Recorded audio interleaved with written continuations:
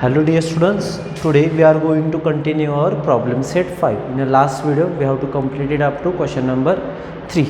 Okay, last video मध्ये आपण up to question number 3 पर्यंत कंप्लीट केलेले. त्यानंतर काही एक्झाम्पल्स मी तुम्हाला होमवर्कला दिलेले. ओके, होप सो तुम्ही ते केले असतीलच. आता चलो आपण नेक्स्ट क्वेश्चन बघू. त्यामध्ये ऑलरेडी ते पण टाईपचे क्वेश्चन्स आपण ऑलरेडी झाले. त्यामध्ये क्वेश्चन नंबर कोणता घ्यायचा बघा आपल्याला. आता question number 4. okay, question number 4. Let's see.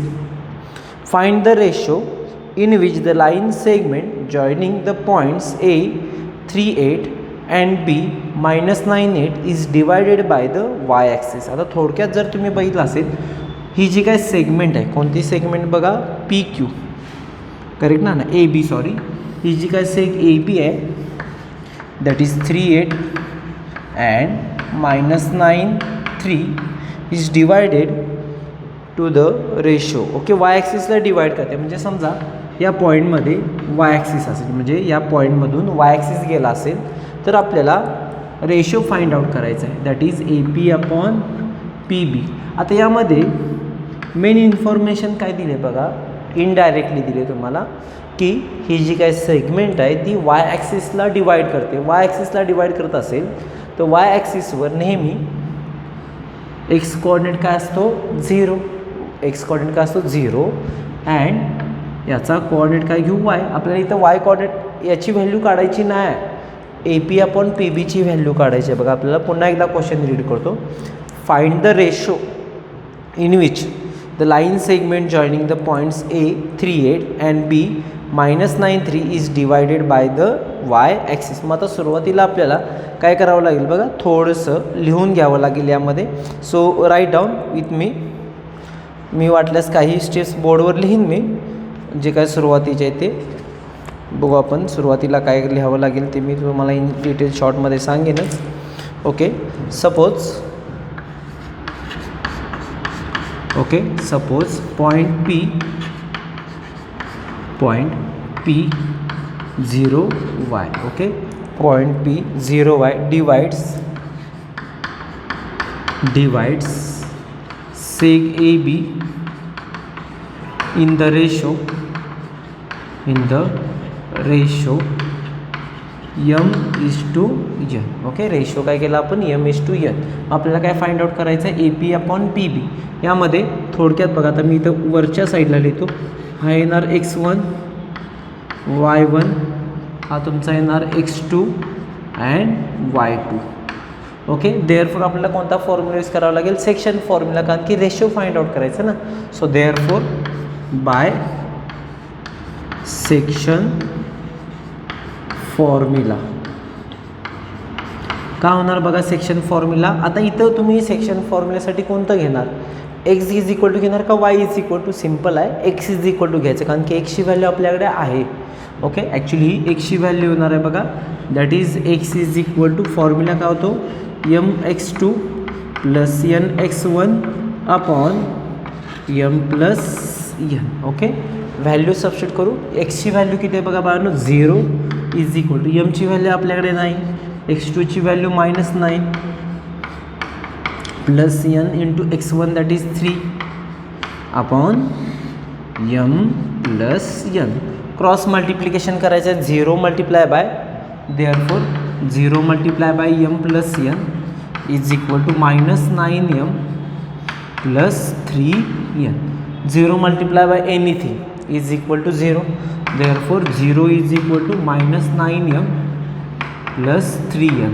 आपल्याला m अपॉन n हवा आहे, म्हणजे पहिला आपल्याला सुरुवातीला m आणि n वेगवेगळ्या साईडला घ्यावं लागेल. -9m comes here to becomes +9m is equal to 3n. Okay, so m upon n that is n मल्टिप्लिकेशनमधलं डिव्हिजनमध्ये आलं, हे 3 ॲज इट इज. 9 मल्टिप्लिकेशनमधलं डिव्हिजनमध्ये गेलं, that is 1/3. Okay, final answer काय होणार, m upon n is equal to 1/3. आता याच्यानंतरचं फायनल आन्सर आपल्याला वर्डमध्ये लिहायचं आहे. काय करायचं, क्वेश्चन कॉपी करायचा. थोडक्यात कसा येणार बघा आन्सर, देअरफॉर वेट, देअरफॉर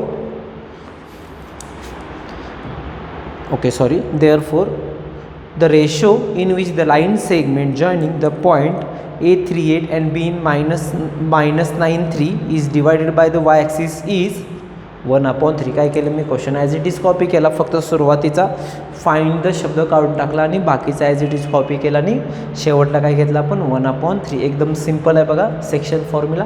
सगळ्यात मोठी हिंट म्हणजे तुमच्यासाठी हे लक्षात आलं पाहिजे 0/y का घेतलं, 0 अँड y का घेतलं, कारण की ही जी काय सेगमेंट ए बी आहे ती वाय ॲक्सिसला डिवाईड करते. जर समजा फॉर एक्झाम्पलसाठी आपण धरून चालू, हा जो काही सेग ए बी आहे तो एक्स ॲक्सिसला डिवाईड करत असता तर इथं उलटं झालं असतं, म्हणजे इथं एक्स आला असतं आणि इथं वायची व्हॅल्यू 0 आली असते. Because on the Y axis X is equal to 0 and on the X axis Y is equal to 0. हे 9चं बेसिक आहे, पूर्णपणे इम्पॉर्टंट आहे. दिसतं साधं पण खूप ठिकाणी आपण यूज केले. चला एक्झाम्पल नंबर 5. आता एक्झाम्पल नंबर 5 मध्ये तुम्हाला याची हेल्प घ्यावी लागेल बघा.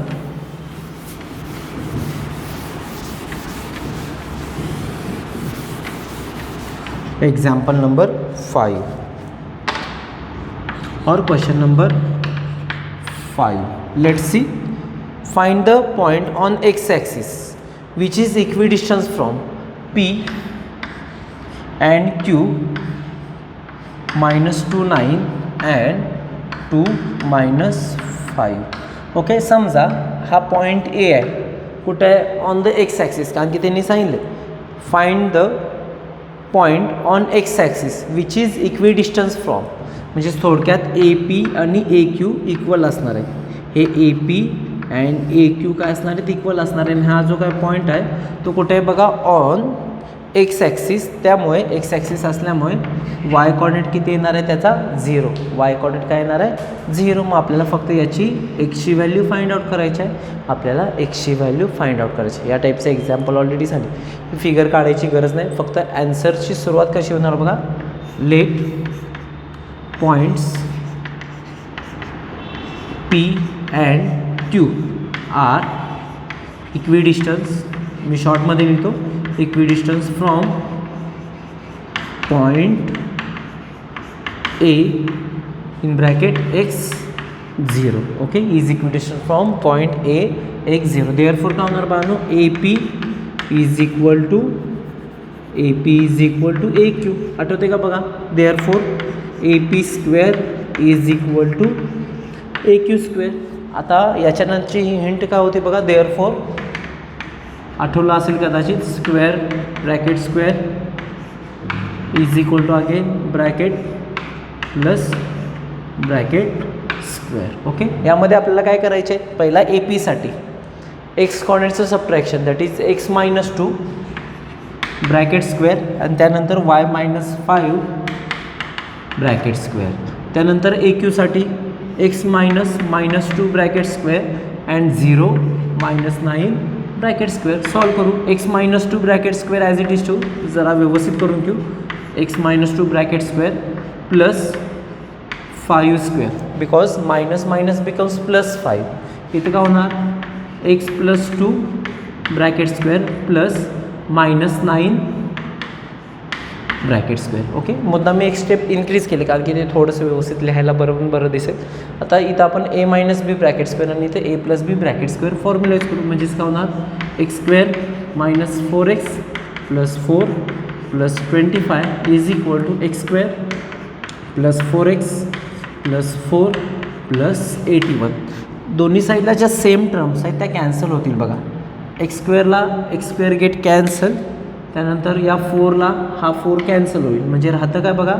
Therefore -4x + 25 is equal to 4x + 81 + 4x इकडं आणू, म्हणजेच -4x होणार. That is -4x is equal to 81 - 25. 81 - 25 -4x that is -8x is equal to बघा किती येतं 656. Okay, therefore x is equal to 56 upon -8 that is x is equal to -7. Value of x is equal to -7.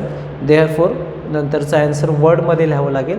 Therefore point equidistance, the coordinate of point which is equidistance from P and Q R -7 0. काय येणार आहे -7 0. हा y coordinate 0 का घेतला, because it is on the X axis. Let's see question number 6. Question number 6 होमवर्कला होता बघा. Question number 7 आपल्याला बघायचा आहे. क्वेश्चन नंबर 6 हा लास्टच्या व्हिडिओमधला होमवर्क होता तुमचा. क्वेश्चन नंबर 7 बघू. Find the coordinate of the circumcenter of a triangle whose vertices are -3 1 0 -2 and 1 -3. आता या टाईपचे टोटल या प्रॉब्लेम सेटमध्ये हा धरून टोटल 3 एक्झाम्पल्स आहेत. मी एकच एक्झाम्पल सोडून दाखवणार, बाकीचे एक्झाम्पल तुम्ही करायचेत. आणि हा क्वेश्चन ऑलरेडी आपण सॉल्व एक्झाम्पल नंबरमध्ये सॉल्व केला आहे. म्हणजेच कोणता बघा, पेज नंबर 106वर जो सॉल्व एक्झाम्पल आहे. त्याचप्रमाणे प्रॅक्टिस सेटमध्ये पण आपण सॉल्व केला, तरी पण एकदा रिवाईज करण्यासाठी मी हे एक्झाम्पल घेतो आहे. अदरवाईज मी होमवर्क क्लास देणार होतो. बघू आपण काय दिले. Find the coordinate of the circumcenter. Circumcenter म्हणजे ॲक्च्युली पहिलं आपल्याला एक ट्रायंगल ड्रॉ करावं लागेल. ओके, सर्कमसेंटर म्हणजे असा येणार, म्हणजेच व्हर्टायसेस काय होणार बघा ट्रायंगलचे -3 1 0 -2 अँड 1 3. ओके, सो आपण ॲज्युम करू A B अँड C आणि याचे व्हर्टायसेस त्या पेज नंबर 106वर काय घेतलेले, AB घेतलेले. तुम्ही काही घेऊ शकता, A अँड B. तुम्ही XY घेतलं तरी चालेल, काही प्रॉब्लेम नाही. मग आता इथं जर तुम्ही बघितलं असेल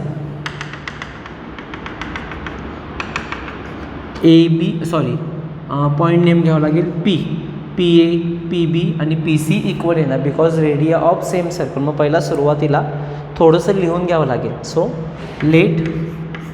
ओके, कारण की आपण ABC बुकमध्ये दिले का बघा, तुम्हाला क्वेश्चनमध्ये नाही दिलेलं.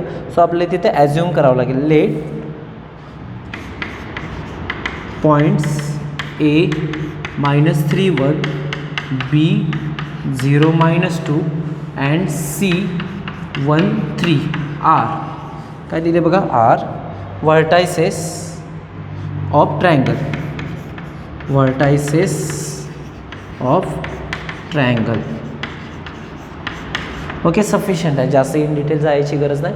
Okay, therefore PA is equal to PB is equal to PC.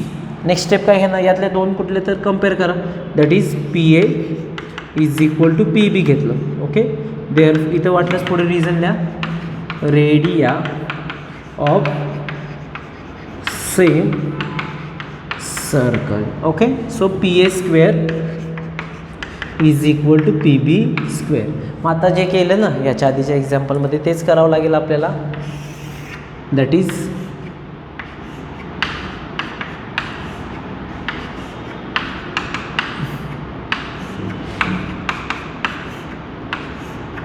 Okay. So पहिला आपल्याला काय घेणं, कोणासाठी घ्यायचं आहे, PA साठी. ओके, PA फिगरवरून दिसतं PA म्हणजेच काय होणार, A -3 plus B -1 bracket square. आता कोणासाठी, PB साठी, that is A -0 and A -2. Okay, आठवलं का बघा, आपण ते एक एक्झाम्पल केलेलं, तुम्ही बघू शकता पेज नंबर 106वर. हे सॉल्व करावं लागेल. दॅट इज काय होणार बघा, A +3 bracket square plus B -1 bracket square is equal to A square plus something is wrong. इथं B पाहिजे बघा, B +2 ब्रॅकेट स्क्वेअर. ओके, आता हे सॉल्व करू.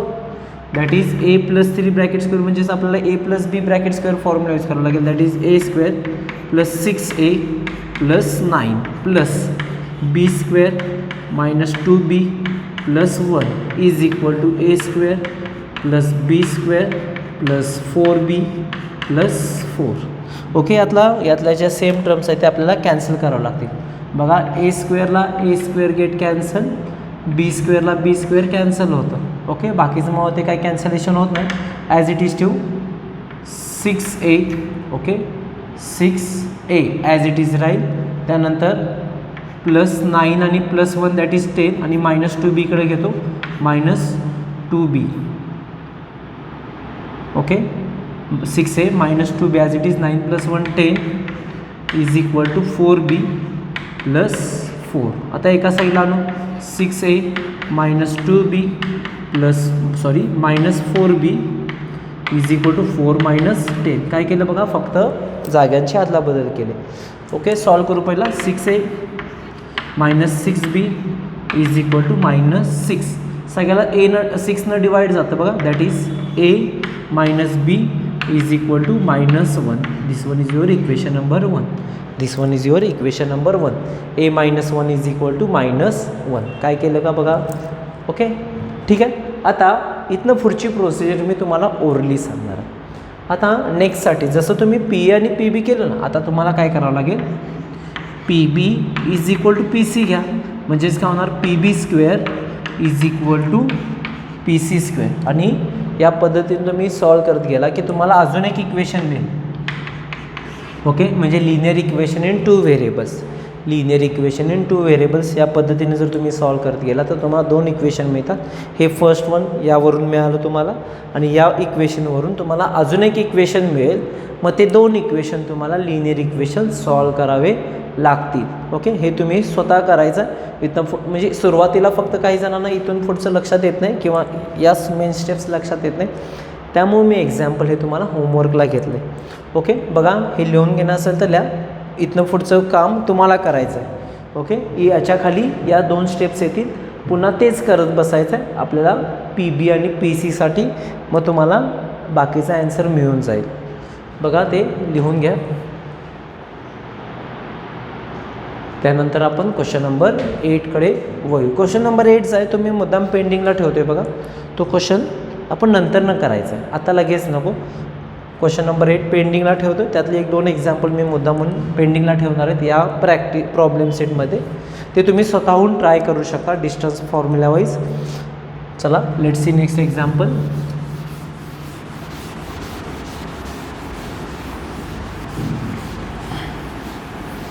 बघू. क्वेश्चन नंबर 9 होमवर्कला दिलेला. Question number 10. Okay, question number 10 घ्यावं लागेल.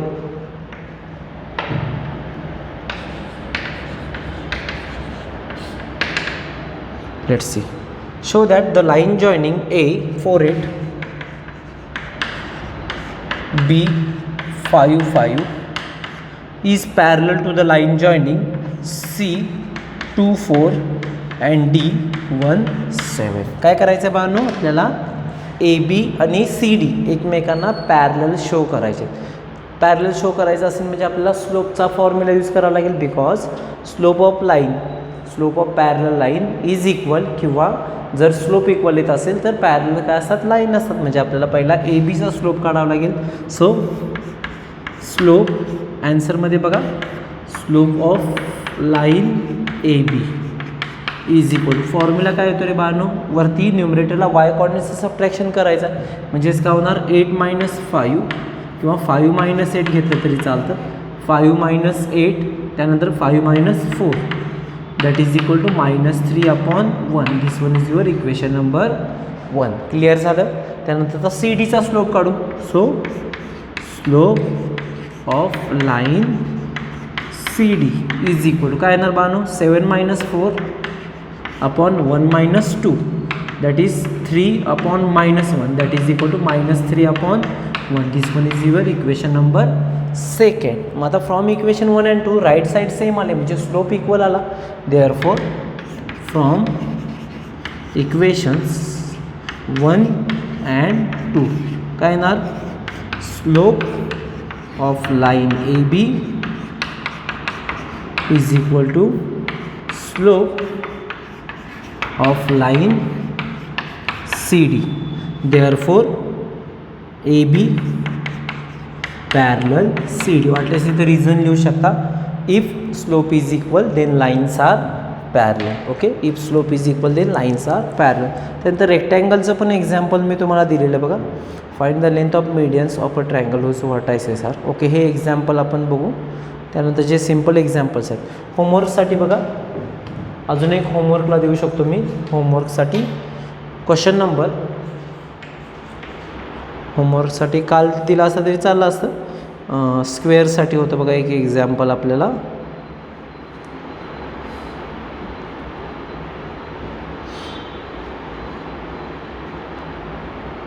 Question number 15. त्यानंतर या टाईपचे एक्झाम्पल एक देतो बघा, 2 जे एक्झाम्पल्स होते ते, त्यामध्ये एक्झाम्पल नंबर येते बघा 20 या टाईपचं, म्हणजे हे सर्कम सेंटरचं. अजून एक एक्झाम्पल आहे कुठे तर त्याचं, median of the triangle find the centroid. Okay, A what I find the circum centre. Okay, and question number 16 हे 15, 20 अँड 16 हे तुम्हाला होमवर्कला राहतील, कारण की हे 20 आणि 16 एकसारखेच आहेत. या पद्धतीनंच तुम्हाला सोडवायचे. 15 तुम्हाला डिस्टन्स फॉर्म्युला वाईज तो स्क्वेअर प्रूफ करावा लागेल. ओके, त्यानंतर बाकीचं काय असं काय जास्त प्रॉब्लेम नाही. अशा पद्धतीनं आपण जे काय आज एक्झाम्पल सॉल्व केले ते पुन्हा एकदा रिवाईज करा. त्याच्यानंतर जे राहिलेले एक्झाम्पल्स आहेत ते आपण नेक्स्ट व्हिडिओमध्ये कंटिन्यू करतो. सो आज आपण इथं थांबतो. Have a good day. Thank you.